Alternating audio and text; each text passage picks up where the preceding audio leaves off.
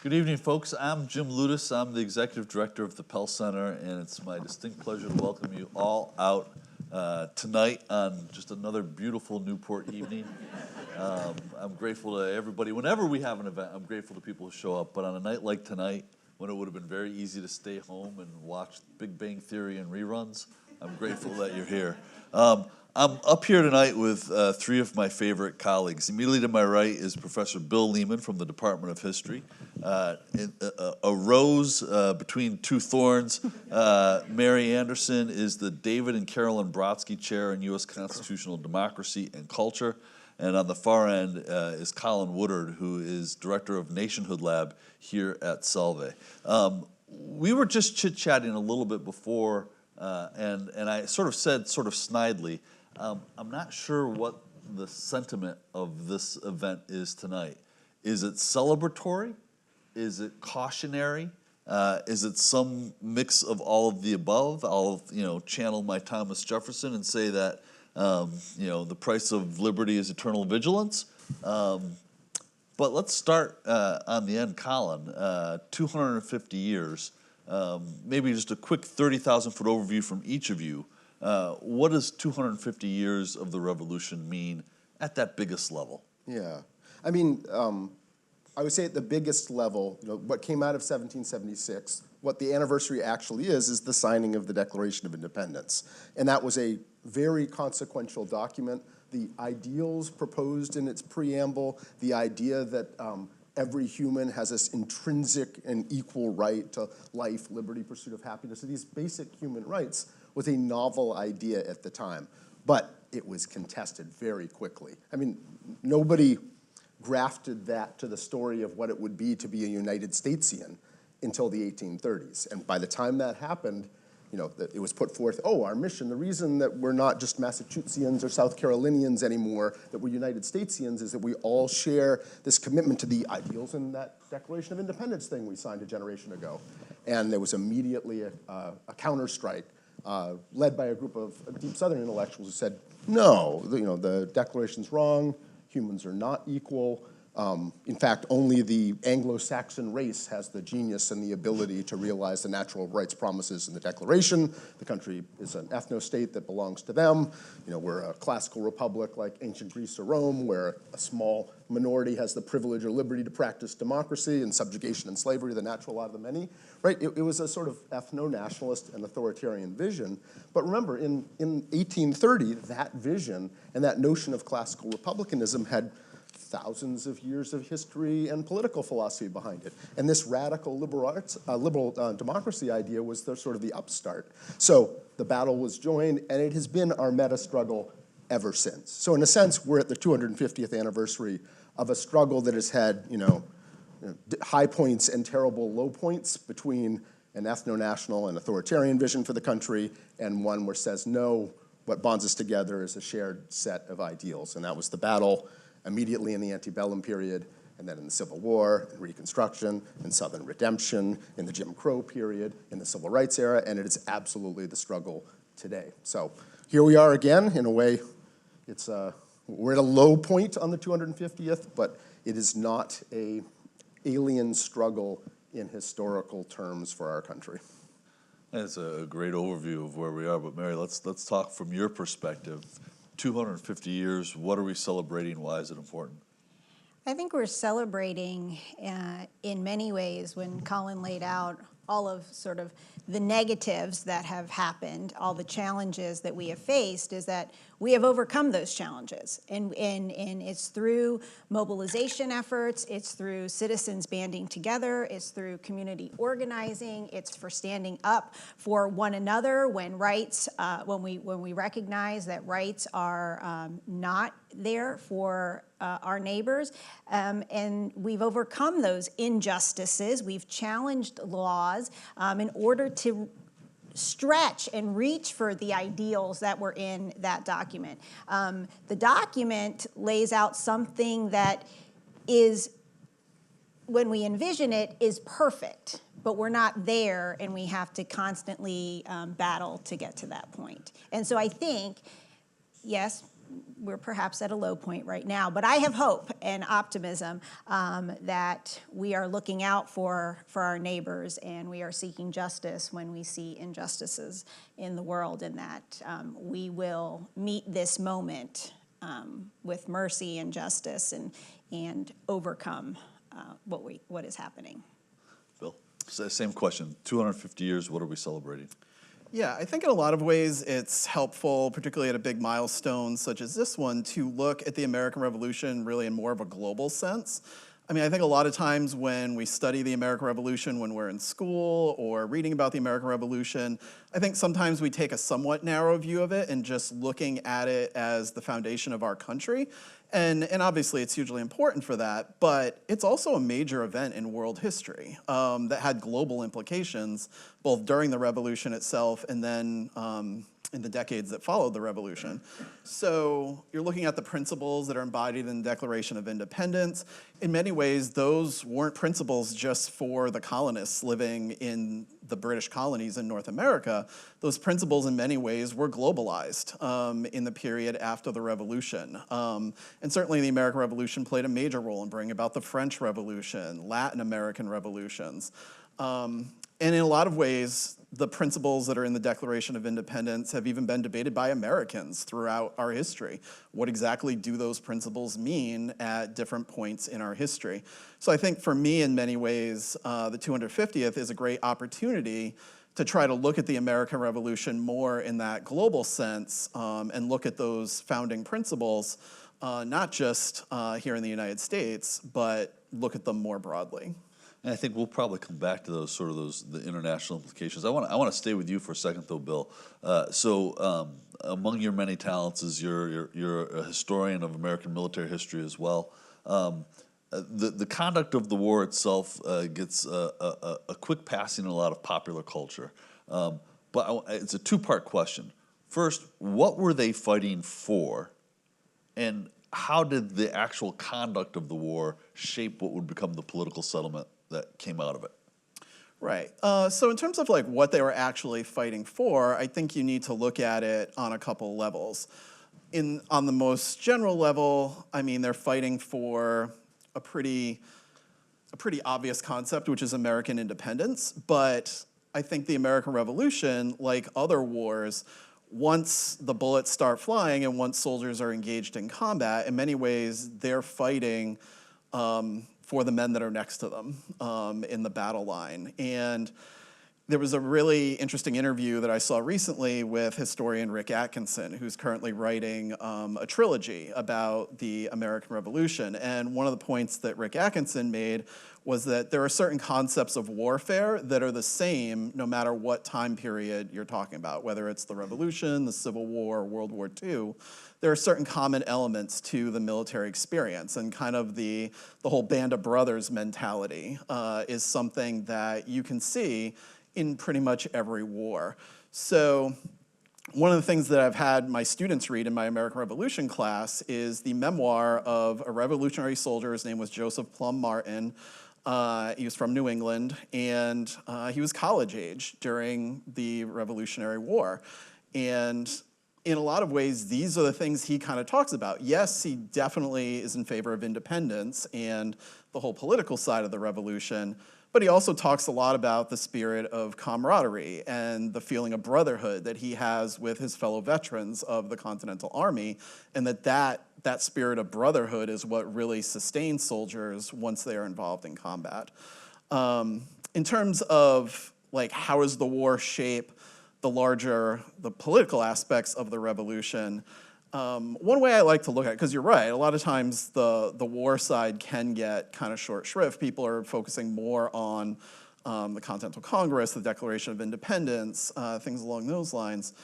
Even when I was in graduate school, when I took a course on the American Revolution, my professor spent one class on the war the entire semester. And for me, it's like, yes, the ideology part of it, the political principles part of it are extremely important, but all the ideology in the world wouldn't have meant anything if we didn't win the war.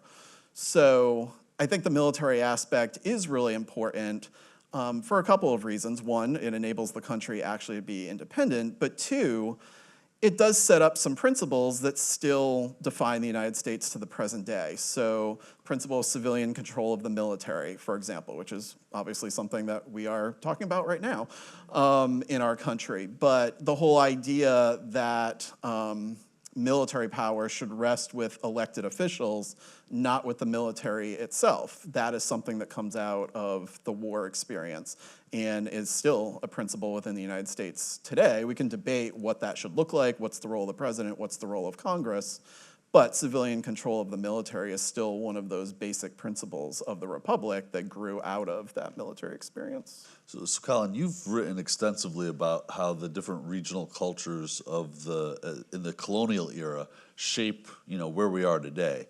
But in one of the things that I always have to remind myself, so like the Boston Massacre was March of 1770, right? The Declaration of Independence, 1776. So this is not like it's not the summer of 1776 things get hot. This was building. What drew those different political cultures and those different political identities together in Philadelphia in 1776 that made this unified act of rebellion possible?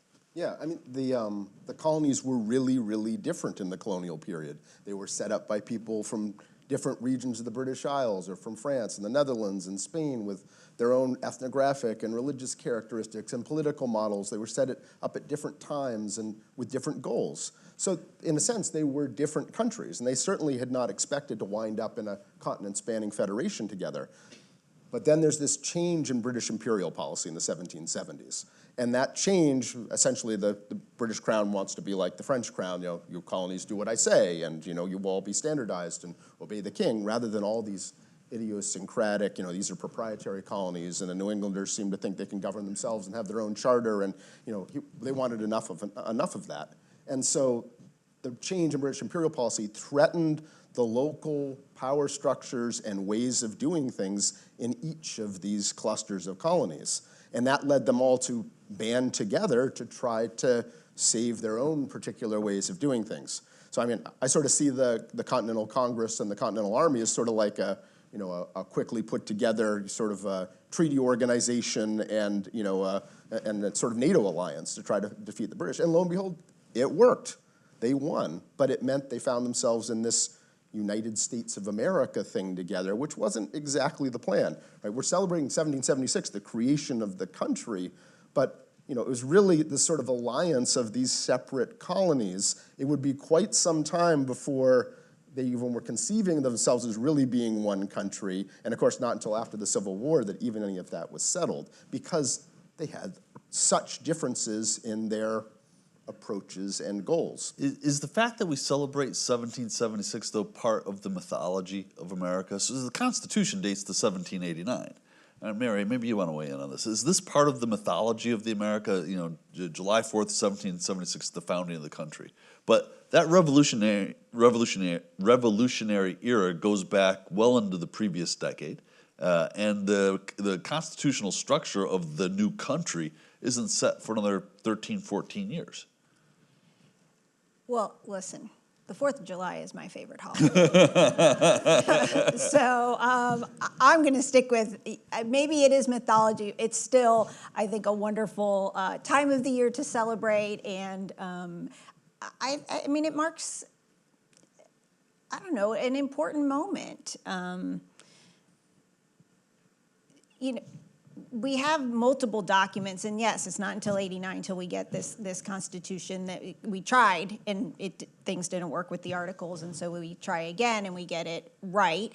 Largely. But I think the lesson learned then in '89 is that that is the result of compromise, which is something that we constantly have to be working at in this country. It has become a dirty word in a lot of ways, but there are lessons that we can learn throughout all of this time period that we need to reflect on and understand that it wasn't cozy and warm and we all just said, yay, here we are.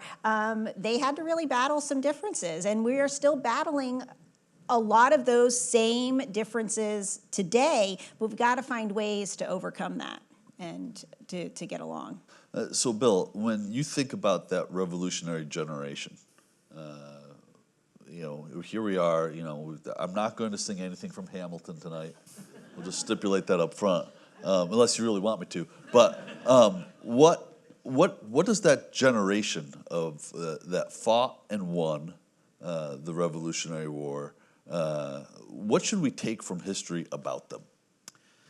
I mean, I think one of the important things to take is this idea that one of the things that made the revolution ultimately successful, and even kind of taking a long view of the revolution, so even including after the war itself, even including the debates over the Constitution, kind of take a long view of the revolution, I think one of the things that's most important to remember is that they did not get along really well. And like, I'm doing a research project right now, which I kind of often say is the founders at their worst. In terms of the backbiting, the conflict, they're publishing pamphlets denouncing each other, friendships are getting ruined among them. So I think one thing that is important to remember is there's kind of an intellectual diversity among them that I think is really important to remember. Thomas Jefferson had a completely different concept of what the United States should look like and what the American Revolution meant than Alexander Hamilton did. And they would have very different views about what the country has become in a lot of ways if we think back to what their ideas were. But I think in a lot of ways that diversity of opinion among the founders is really important because they checked each other. It's kind of another version of checks and balances. You have the more formal version during the Constitution, written in the Constitution itself. But among that founding generation, they were also serving as a check on each other and kind of reining each other in when they need to be. And so a government that looked exactly like what Thomas Jefferson wanted probably would have risked running into anarchy at some point. A government that looked exactly like what Alexander Hamilton wanted would run the risk of authoritarianism. But they checked each other and found something in the middle, which is what we ended up with in a lot of ways. But I think it's important, yes, like sometimes they're called, like I remember David McCullough always wanted to say, well, they're actually the greatest generation more than the World War II generation. But it's important when we look at them that way, or even to use Joseph Ellis's term, founding brothers, we need to be careful to recognize that they don't agree on a whole lot during their lifetimes. And it's that diversity of opinion and that different way of looking at things that I think was ultimately one of the unique things that made the revolution successful. The complexity of that history is and that's the joy of studying history, generally speaking, is that these things typically are not black and white. Mm-hmm. And there is complexity that's worth unraveling. The President of the United States has tried to sanitize American history in some directions from his administration to the Smithsonian, in describing about the way we should talk about American history as sort of glossing over sort of like that whole 3/5 business and a number of other things. But that generation that Bill's talking about, that did fight, that did win, that has for 250 years been sort of held up on a pedestal. Do we lose something when we begin to examine their lives, warts and all? Mary? I think we have to. I'm just teeing it up for you. Throwing me out there. I think you have to look at the time they were living in. I think you have to look at their whole person. I think that you have to. It is very complex. I don't know that I have a good answer for this one, Jim. I'm sorry. To Colin? Bill? I think Bill? I think ultimately you gain a lot. Humans are complex and confounding creatures, and we all know, like within our own families, the bizarre opinions that people can hold at the same time. How can Thomas Jefferson, author of the Declaration of Independence, be, a slaveholder? Sally Hemings is like 14 when he takes up with her. He's in his 40s. I mean, the collision is J.D. Vance-like in its, contradictions. So, and then you take them next to each other, and they're from different cultures and political ideologies, and they're trying to create this alliance, kind of a necessity, to create some kind of country or federation from their different parts. And that makes our country dynamic. But remember, one of the key things that they are disagreeing on are whether or not they believe in the ideals in the Declaration, right? And that's tricky because the Declaration of Independence is the mission statement of the country. The country was created on July 4, 1776. That's the power. It wasn't created, it hadn't met its ideals, but that's the spark from which everything else flows. But the disagreement over the mission statement is the trick. That's why the 1787, 1789 Constitution, it betrays the ideal. The ideals aren't really in that Constitution until we fight a civil war, and in the aftermath, we essentially have a third Constitution. The 13th, 14th, and 15th Amendments passed when the Deep Southerners were not in Congress and couldn't block it, are what operationalized the values in the Declaration into the Constitution. I mean, talk about 1776 to 1865. You're almost a century in before we finally fuse the legal business plan with the mission statement. That's how hard it is. But understanding that allows us to understand the complexity of democracy. Think about it, 5,000 years of human civilization, all despotisms. Nobody ever thought of that individuals would be free and have rights. Not in the medieval period, not in the early modern period. This is like a 400-year-old idea that we've been trying to do for 250 or so. It's hard, and humans aren't that good at it, and we're strange creatures with all those contradictions. It allows you to understand the complexity of it, to understand them as humans, to understand our obligation as people to try to hold it together and work towards that promise. Because, I do think it's the last best hope of humanity is, in fact, that set of liberal democratic ideals that have changed the world, whether you're in, Europe or Latin America or Japan or South Korea, it spread and ordinary people embraced them and, in cases like South Korea, fought for their rights. So it's something that transcends the United States. So I want to pick up on this, but I also want to know, we're going to open the floor to conversation. I got a couple more questions that I'm going to get in front of these folks, but then we're going to open the floor to questions from you. So if you've got a question, raise your hand. There are a couple of microphones that'll come down, and then we'll get you into the conversation as well. But Bill, you, in your opening remarks, talked a little bit about that international dimension of the revolution. And when I teach my history course in the fall, we talk a little bit about the revolutions in the Atlantic world. And in that era, in the 50 years after 1776, what kind of international legacy does that revolution have? Right. Well, I think on kind of the most obvious level, certainly the French Revolution, the Latin American revolutions that go on in the early 19th century, those were directly inspired by the American Revolution. The Declaration of Independence was translated into multiple foreign languages. Even thinking back to the connections in particular between French revolutionaries and American revolutionaries, you have French officers who were serving in the Continental Army during the Revolutionary War. People like Lafayette, for example, who kind of assimilated themselves to this idea of liberty and democracy and revolution, I'm going to use the word because I think it's the right word to use, but kind of infected France with all these revolutionary ideas from America. And the same thing happens in Latin America as well, where you see revolutions against Portugal, revolutions against Spain, all inspired in a lot of ways by that Declaration of Independence and inspired by the example of the American colonists throwing off a monarch who was seen as tyrannical.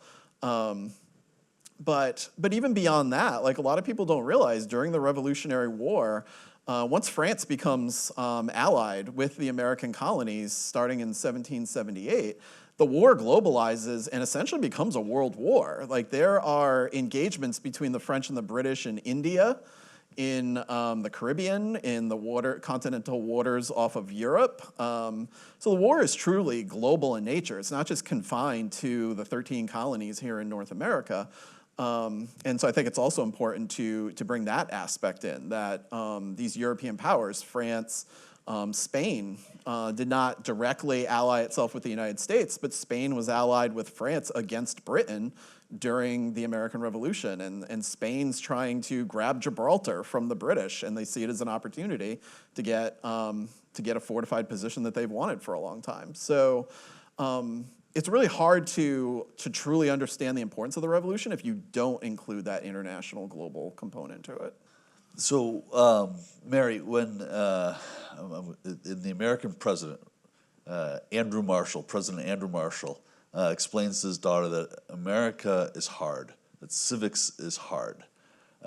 Here we are in 2026. Is the spirit of 1776 still understood, and how are we doing from a civics education perspective? Rhode Island's doing pretty good. I think there's renewed interest in fostering civic education in 2021. Rhode Island passed the Civic Literacy Act so that all students complete civics education, complete a civics action project. But there wasn't a ton of funding for it, and so those of you that are interested in mobilization efforts, I encourage you to lobby our Rhode Island delegation, our Rhode Island representatives. There is another bill, this is the second year they're pushing for it, to actually fund that Civic Literacy Act. It is being sponsored by the Rhode Island Civic Learning Coalition. We need to do better, and we can, and Rhode Island's doing a pretty good job. I think, we're headed up by the Secretary of State, who is a huge advocate of civic education. A former civics teacher himself. A former civic teacher himself, yep. And so, when Colin was talking about sort of our different periods, and the second Constitution with the 13th, 14th, and 15th Amendments, I've often heard the Secretary of State talk about we didn't really become a democracy until the Voting Rights Act of '65 was passed and the Civil Rights Acts of '64. And so by that measure, right, we're like really, really young in terms of a full democracy. And so I think, getting students to understand that and to understand these lessons and how they can become agents, that they can have their own agency and they can become agents of change and they can work to mobilize and make things better for others. That is something we need to teach them. We need to keep working on, this is what my civic voice is, this is how I use my civic voice, and of course we have to focus on media literacy. I think that is it's the snake in the grass in our challenge with young people, is how do you understand what's real, what's not. There are so many things out there that look really well done and you think, wow, this must be true. And I know, Jim, I'm hitting on something that you love to talk about, is misinformation and disinformation. And we really got to work on helping our students understand that. So we've got some questions in the audience, I'm sure. Got one over here.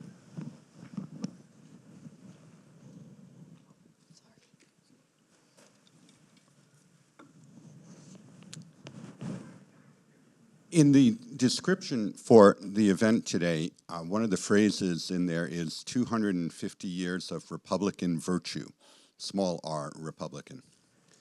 And I'm interested, what are those Republican virtues that have carried us through 250 years? Were they certain unique ones that were needed at the time of the founding, or are there perduring ones that we have needed over 250 years? Are there particularly unique virtues today? Maybe media literacy is one that we need today that they didn't necessarily need to have 250 years ago. So my question is really like, what are the virtues? Can you name the virtues that have, contributed to the founding and continued thereon? Well, let's start with Bill and we'll go down the row. Okay. I would say one of the most important ones coming out of the revolution is the whole idea of having an informed citizenry, which kind of goes back to Mary's point about information literacy. But this was something that the founders took as one of the foundational principles of the American Republic, that if you're going to place political power in the hands of the people, then you have to have citizens who are able to make wise decisions when they vote, citizens who are able to understand sometimes complex policy issues, so that when people go to the polls, they're making decisions that serve the public good.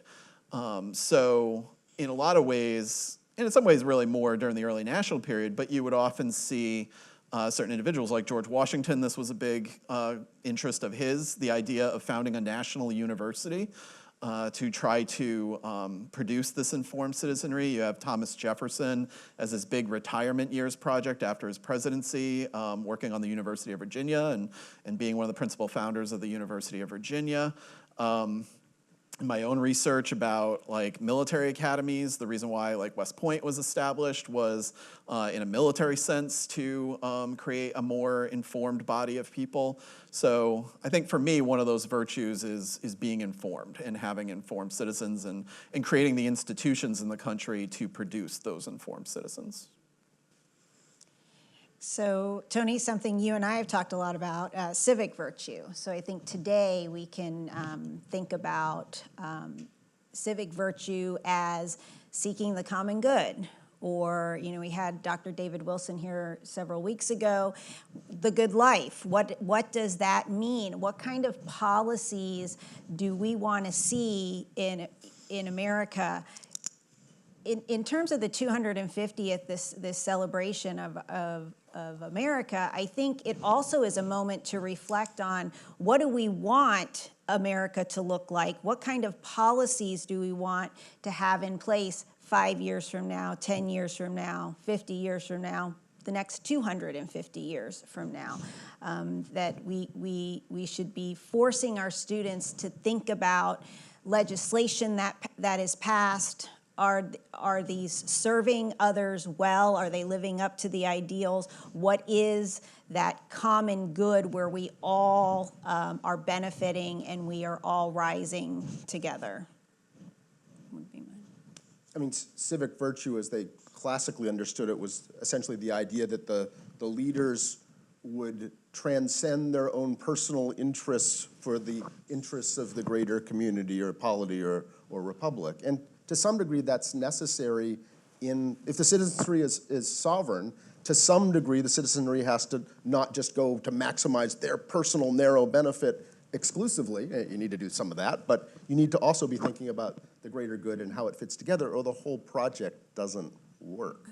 And that's particularly true of our leaders. If they don't have the democratic norms and civic mindedness to do that, to essentially ensure that everybody's natural rights are protected, it's not going to function. You can find a way to circumvent almost any constitution or law that's put together, but you wouldn't do that because you know what the purpose is and you're loyal to that purpose. That's the civic virtue of not just going to take everything for yourself and everyone else must be destroyed.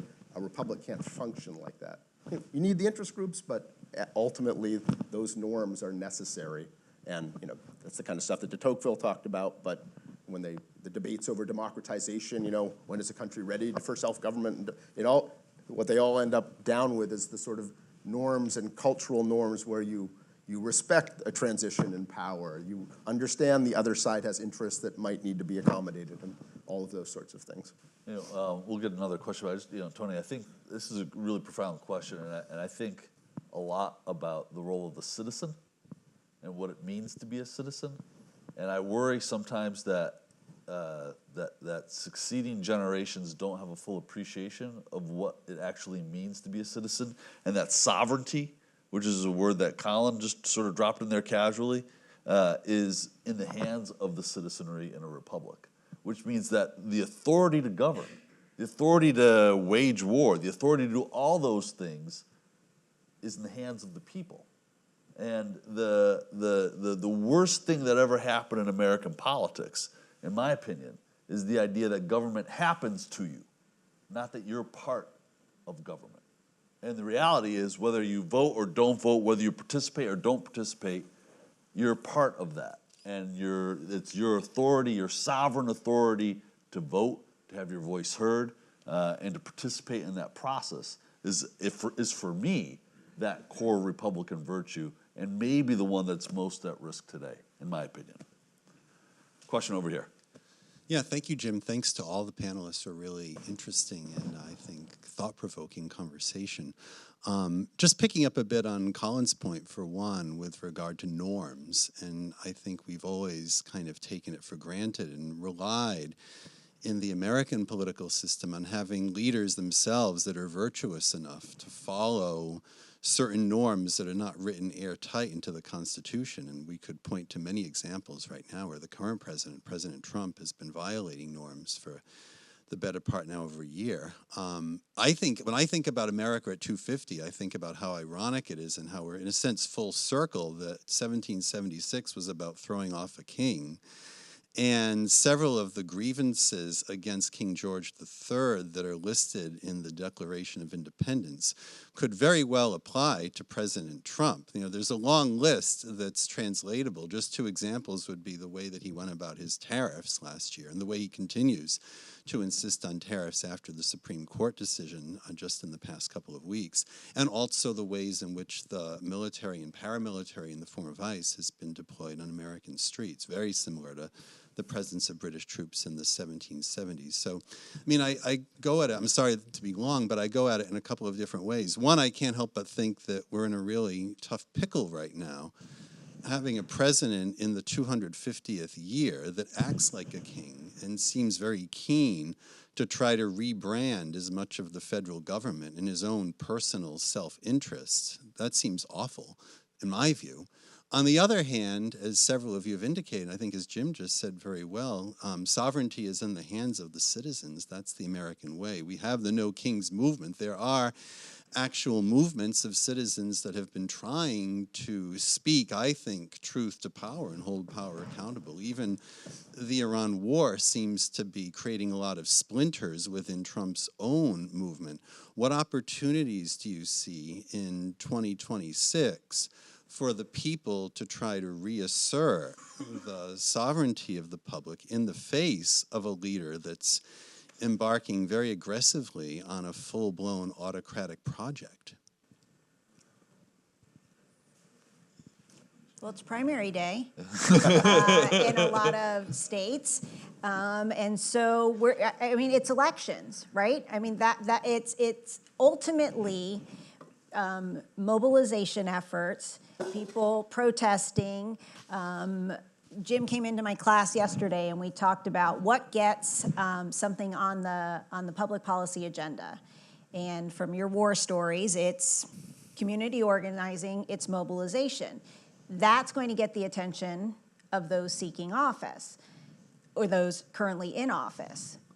But I mean, if folks want to change the tide, and I think even the president knows this right now, that if he wants to keep his agenda moving, he's got to win Congress, both chambers, keep them come November, and that's not at all a guarantee. I mean, even without everything else that's happening, history will tell us the president's party tends to lose seats in these midterm elections, and so that's ultimately, I think, what has to happen.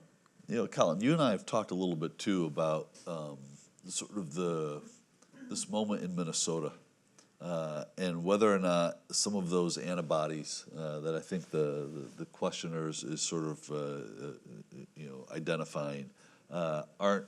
That's not what we saw happen in Minnesota. That people did go to the streets. There was real protest and revulsion at this assertion of government authority, particularly targeting citizens. What's your take on that? In the long history that you've studied? It's very encouraging what the people of Minnesota and Minneapolis did, and you see it in smaller degrees across the country where, I think the Trump administration or regime or whatever you want to call it assumed that this deployment and seizing people and not caring about rights or anything else would be popular. And he's discovering it's really not. That people have self-organized to protect each other's natural rights, including people who aren't citizens but are here legally or are refugees, and that this can't stand. And that that Minneapolis has gotten involved. People have self-organized without really any functional leadership from on high. They've just done it at a neighborhood level, organized ways to give supplies. I speak around the country quite a bit. I was out in Chicago speaking to essentially a group of people, ladies in a private club, like the most, the least activistic people you could possibly imagine out there, pearls and all the rest. And the ladies picked me up at the airport, O'Hare's driving me in, and just starts talking away, talks about the private club and where they went and where they had dinner, and then talks about, all the food she's been bringing to neighbors who are stuck in their apartments because they can't go out in the street because they're afraid, that ICE will grab them, or going to neighborhoods that aren't even her own to do that. Like, if you've reached these people and they're actually mobilized to try to help non-citizens, eat while they hide out from this, you've reached pretty far into the, American, civic universe. And that's the idea. We're sovereign, we do it in a representative government. The elections are important because we're choosing who represent us, but also at that civic associations level is the real power in a liberal democracy, the ways that citizens can organize in their own interest groups, universities are civic associations, churches in a sense are civic associations, all those things that are in between government or not, those are powerful forces that can get mobilized because we know even from Nationhood Labs polling that none of this is popular with people, but it's an organizational problem. And once you wake up the sort of sleeping giant of American public opinion, I think they're going to discover that, they've got 25 or 30% support, not 50, 55, 60, or whatever they thought that they had. That's not always decisive when push comes to shove, but it's difficult to be a populist if you're not popular. Question right here. Hey guys, how are you? You guys mentioned that you think we're at a low point in our history, and I hear that a lot, and I understand it, for all the reasons that you guys just talked about, and honestly that you've been talking about for half an hour, really, right? Like slavery, and you can't ignore that. But like, when I woke up this morning, I didn't have to chuck a log on the fire. I didn't have to grab a musket. There's no slaves, we could all vote. And obviously, our country has our problems. We're never going to be perfect. I don't believe in perfect. I don't think that exists. But we got to keep aiming, right, for whatever that idea is, whatever perfect is. That's kind of this whole thing, right? That's why we're here. But I think you could argue that we're at one of the best times in our history. Even though I understand that perspective, but we overcome so much, and putting aside all this internal turmoil, I think, for all the reasons I just said, I think we're at one of the best points in our history, in a sense. I appreciate the comment. Bill, do you want to respond? I think the way that I tend to look at it is more looking at it in the sense of what still needs to be done rather than just looking at it as, well, we've accomplished all these things. And if you look throughout history, there have been these different victories that we've had for different groups of people, and that's all true.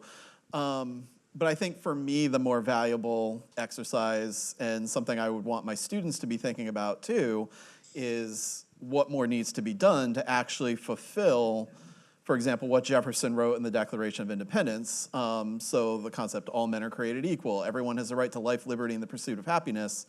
We're not at that in the country today. There are large groups of people that don't enjoy any level of equality and who don't have the opportunities that a lot of us have.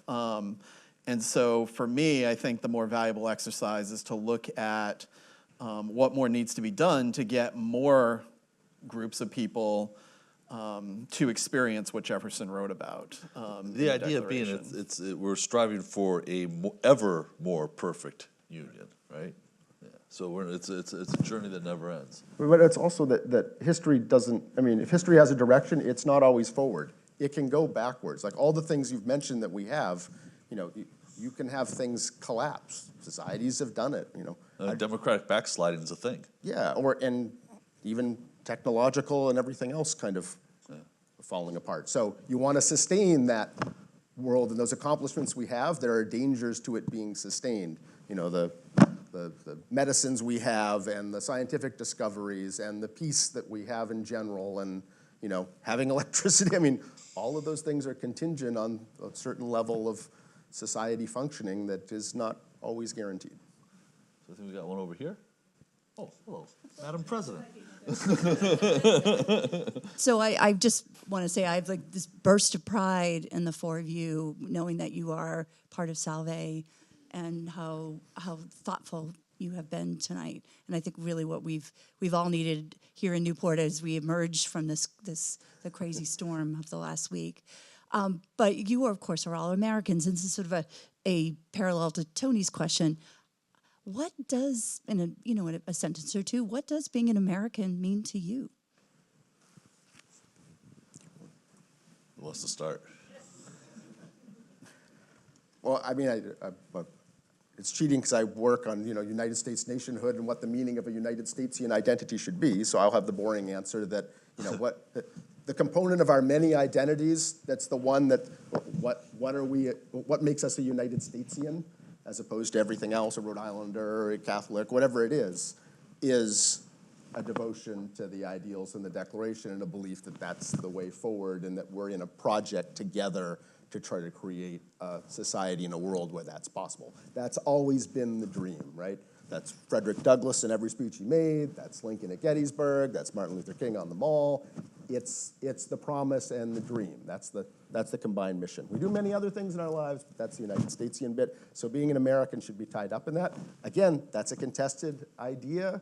We have been fighting for 250 years whether or not, no, it's about heritage and bloodlines, as the vice president says openly in his speeches. That what matters is that you date back to people who participated in the conquest of indigenous America and the Civil War. It's not that. It's the devotion to that set of ideas that were world-changing. Anything to add? So I am a first-generation American.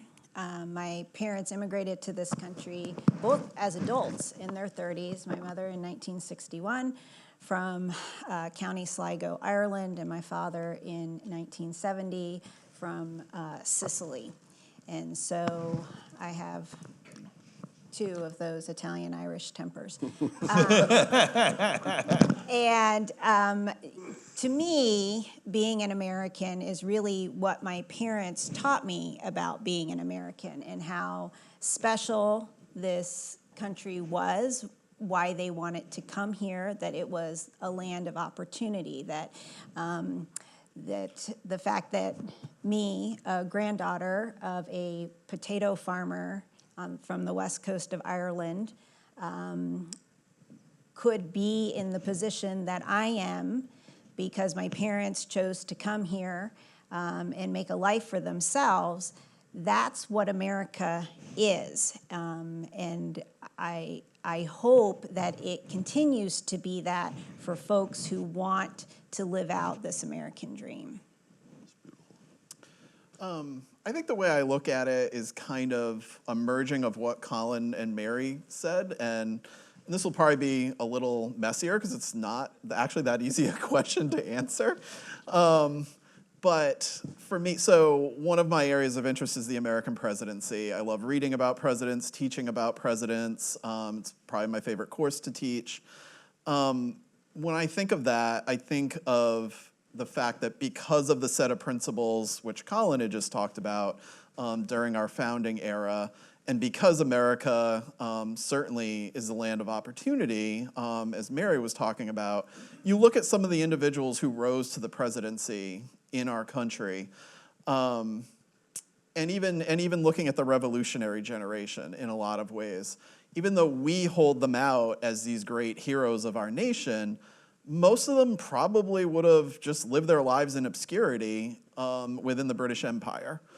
And if you look at some of the people that have rose to be president, like we look at Abraham Lincoln, somebody who was born into extremely humble circumstances, someone who basically had the level of formal education of like a second semester first grader in terms of the actual amount of time he spent in school, not in terms of his intelligence, but somebody who's largely self-taught, someone who essentially taught himself to be a successful lawyer, and someone who, after having only 2 years of national political experience in the House of Representatives, went on to lead the country through its most devastating challenge, and is pretty much generally revered as the greatest president in American history. A lot of times I think of America as the only place that really could have happened, a circumstance like that. So I tend to look at the answer to that question in that regard. Ditto.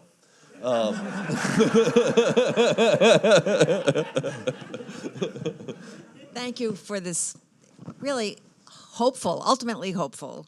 And I have a comment I wanted to add, which is taking us back to where we were a few minutes ago, which is I'm hearing and have the same feeling, what can we do? And I was at a community event about 2 weeks ago talking about Rhode Island enacting the voters' rights legislation so that the states kind of claiming that more clearly, and if people want to speak to that, because I found that hopeful, and I wanted to add that to the conversation. Yeah. Does anybody want to? Does anybody feel comfortable? Do you know enough about this topic to? Yeah. I don't know enough about it, but that legislation is being. This is what I know is that there is legislation both at the federal level, the SAVE Act that folks may have heard about, which would nationalize some of the requirements for voter identification.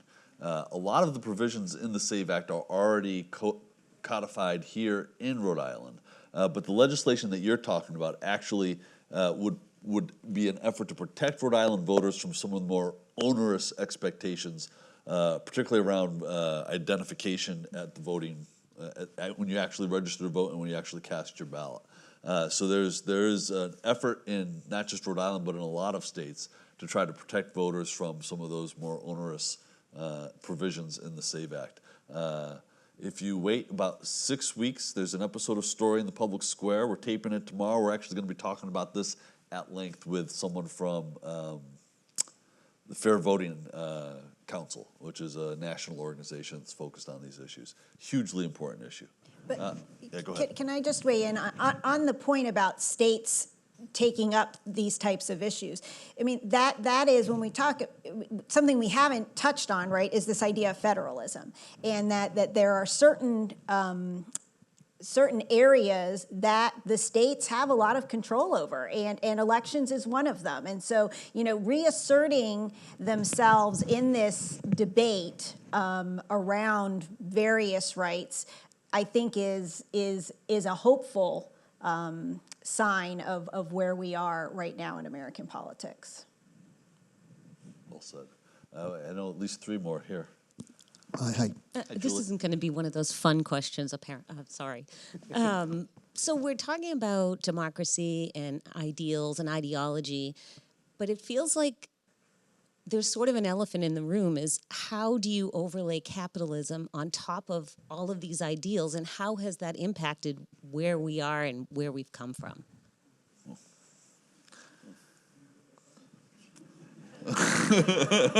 Any economists in the room? I mean, I'll throw out my take that, that there are many liberal democracies that have free market economies that are essentially capitalistic, and it's very successful.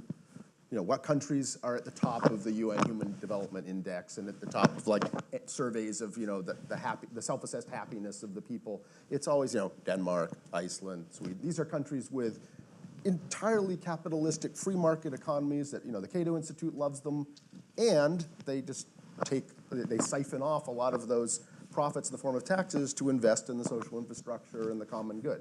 So it's like capitalist engine, common good arrangements. And I don't think, but I'm one who thinks, I was in Eastern Europe when communism fell, and they didn't have capitalism, they had state socialism, and there are other ways to have really bad things happen. It's much harder to harness state socialism, funny enough, ironically, for the common good than it is to harness capitalism. But capitalism is not the point. The point is protecting the natural rights and the ideals, including the pursuit of happiness and people having that equal opportunity to it. That's the mission.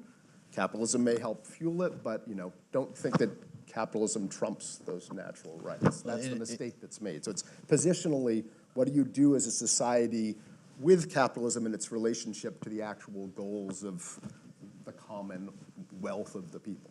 And in the Enlightenment era, when all the ideas about popular sovereignty and self-government were being sort of developed and tested as sort of intellectual exercises, there was also a revulsion to essentially state control and of the economy.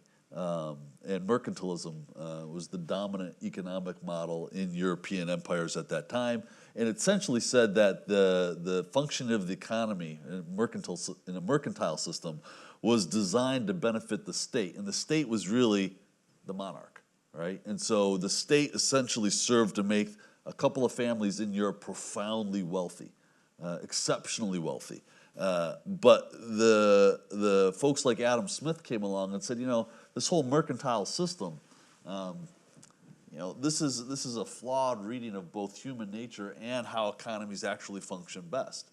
And so to disassociate, I think, free markets and eventually the capitalist expression of free markets from that intellectual tradition of the Enlightenment that gave birth to the American founding, I think would actually be a disservice. There are costs to capitalism, human costs to capitalism, that particularly in the industrial era and beyond, really have a profound cost in terms of a profound human cost.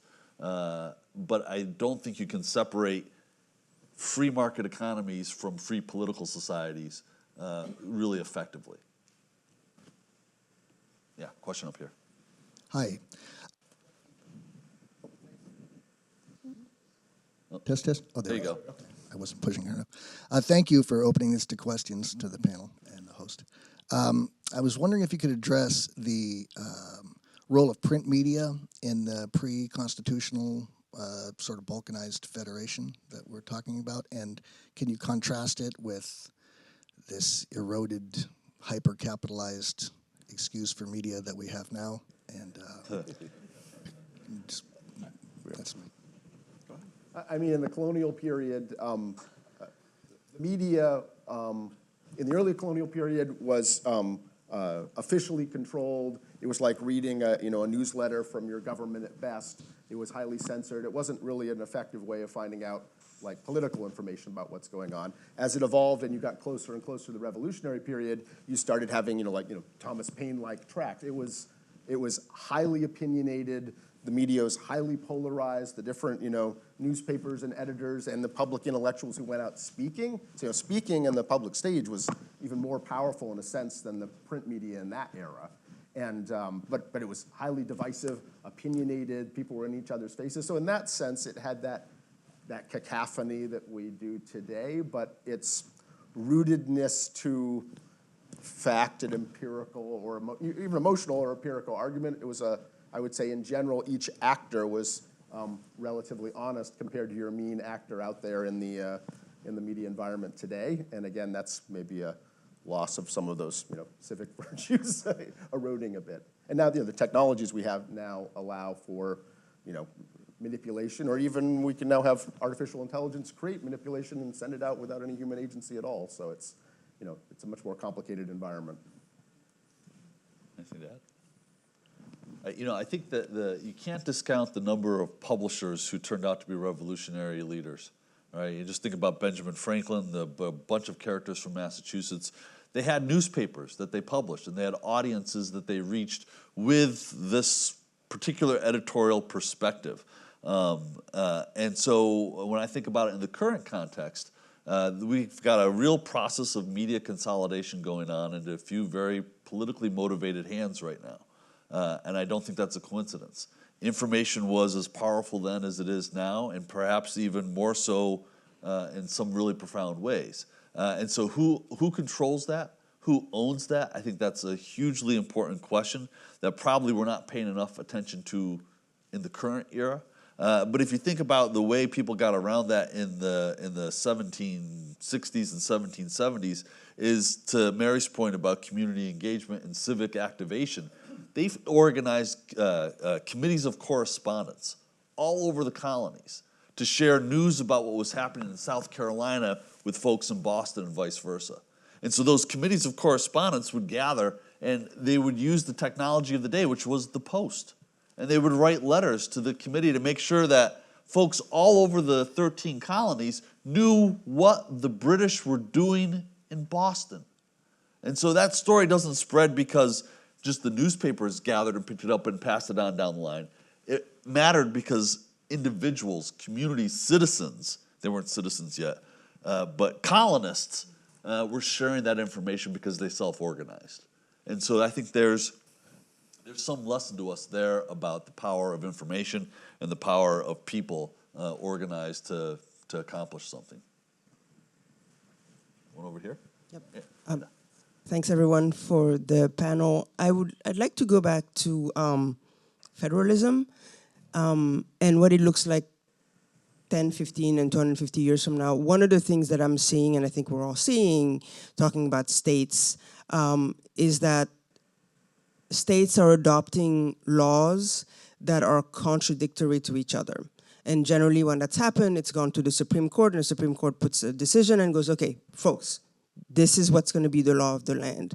But I think we're seeing that dissolve a little bit. And so I would like to hear what you think about federalism in times like this, and in particular, the Dobbs decision, I think, was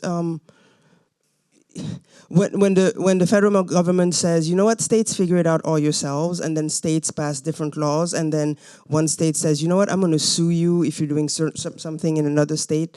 I worry about that, and I'd really be interested. We talked about federalism being part of the things that makes America, but what happens when we go back to just states' rights? Mary, you brought up federalism. Why don't you tee us off here?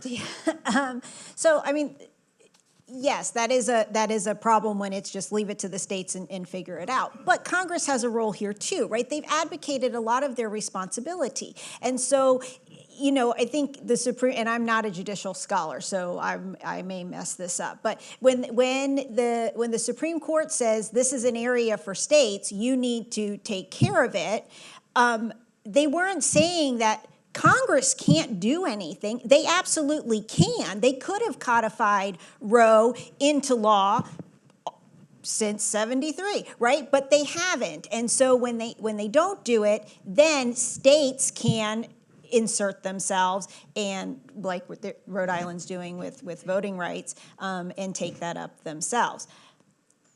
I think mobilization is key. And I think if you are dissatisfied with the way Congress is behaving, that we have to exert our power and engage in democracy. It is, I mean, I don't want to trivialize it, but in a lot of ways, it's a game. You have to have the pieces in order to win the game, and winning the game is getting your preferred policies into law. And that win is temporary. Correct. Right. Because to Colin's point, things can change, policies can be reversed, laws can be overwritten, and so one of the biggest dangers in politics is to think that we won a big legislative victory, we won a big court-ish case, it's over, it's settled, it's never settled, and the people who disagree with you, they just went to work. And so if you really believe strongly, you've got to stay in the fight, whatever your perspective is. I think what you're alluding to, though, a danger in federalism is if the legal environment if the delta between the states becomes too large, if your basic human rights vary when you cross borders in a country where there are no borders. Fugitive Slave Act, in a sense, the more radical things that are happening regarding the abortion decision and what you prosecute people for traveling out of your state to do things that are completely legal in another state. I mean, you're getting into things that are corrosive of the shared sovereignty of the country and eventually can't hold. That's where the civic virtue stuff comes in. You don't do stuff like that will corrode and destroy the country because you wouldn't, because you're good citizens, even as you fight for what you believe in, right? That's where that part kicks in, so. This is a profoundly rich conversation. Do we have any other final questions before we wrap it up? Yeah, one more right here. Yeah, down front, Maria.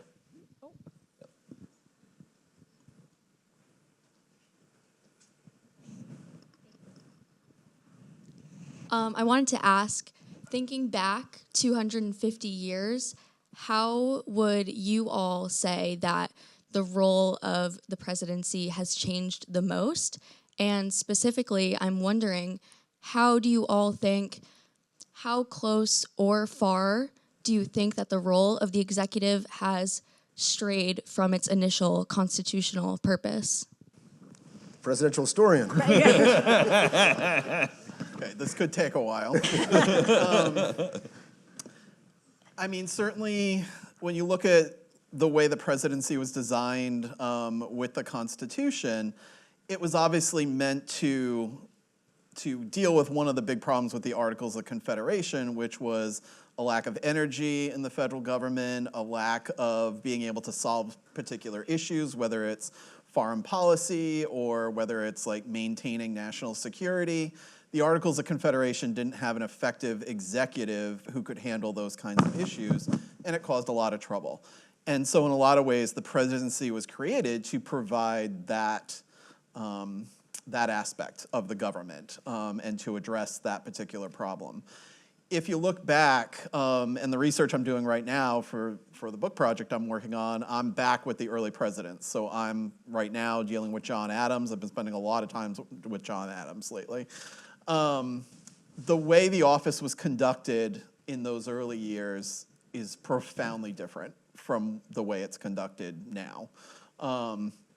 And one of the things, and I could highlight a lot of them, but one of the things I think is most important is that there was this relationship between the presidency and Congress, and this somewhat limited idea that the president is simply the executive to make sure that the laws passed by Congress are carried out and enforced. That's how George Washington considered his role as president. That's how John Adams considered his role as president.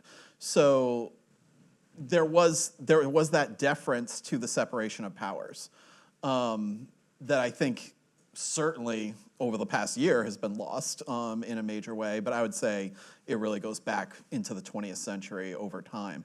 If you're going to look at the grand sweep of the presidency, what you generally see from George Washington to where we are right now, you generally see presidents gradually expanding their power and their reach in the country and becoming more and more important and more the central part of the American Republic. And you see Congress's role steadily decreasing as the president's role is increasing. That is not what the framers of the Constitution intended. That's not what the founders intended during the Revolution. They were believers in legislative power. The people's representatives, the politicians that are closest to the people. And so probably the example I would go to, because as Jim pointed out, I'm a military historian, the whole idea of war powers, and obviously very relevant to what is going on in the world right now, is not at all what the framers intended. The framers intended that the decision to go to war, the decision to use military force would be made by Congress, by the people's representatives. The president, as commander-in-chief, according to the Constitution, would then take over once war was declared, and the president would have essentially command and control of U.S. military forces to conduct that war that Congress declared.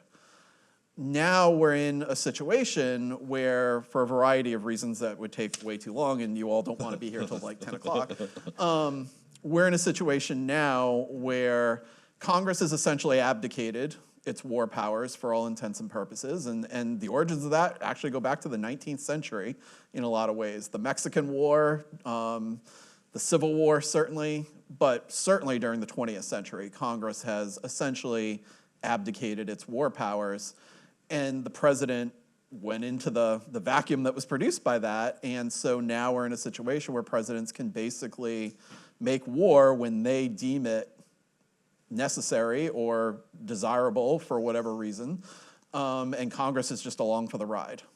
And to a large extent, members of Congress are afraid to be critical of military actions oftentimes because they don't want to be accused of not supporting the troops once American forces are engaged.